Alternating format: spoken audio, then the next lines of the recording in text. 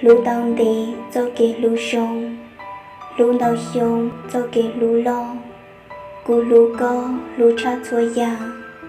lũ có ta hậu cú lũ xia, có đa tia có cú xiên đi, có nia chế nhưng do cú sư, có cú ư do mu ý xì, do mu trì lũ năng ua kê, cú xiên đi tao có lâu ta. Cha có ra có mô đua chia, có lông xia cho lũ cụ chia, kể lũ tia mô trao lư tù, có lo lù rong cha nô nô, chê chua gió có ưu tu môn,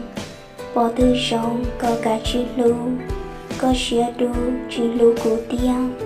chua đan dìa lau lũ chai nhông, có bốn trong cụ chiến góc xứ, đời có ư nhưng một chỉ tàu. Chia múa sau nụ nó có ta, cha có ra cú lo ua lúa, cú dúa qua cho nụ tư họ, cú mà to say nâng thía co, sẽ nê họ dúa trong bầu cha,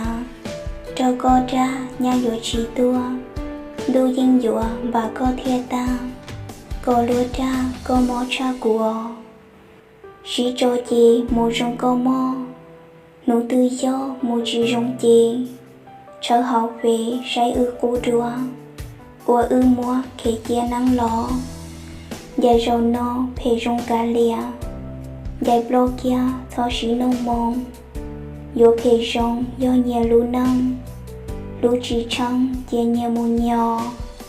lũ dì lò lư lư lũ xia, trên thiệt chia đi có xuyên trâu, mù rong nắng mù rong có mò, lũ tiền nó chia sau chi ly. Mà luôn thì rong xía to dài, cho có bài ê cú ra kế,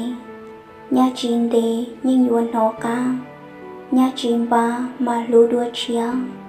mà ba xía lũ đua lử tù, thọ có mù rong xứ ổ mò.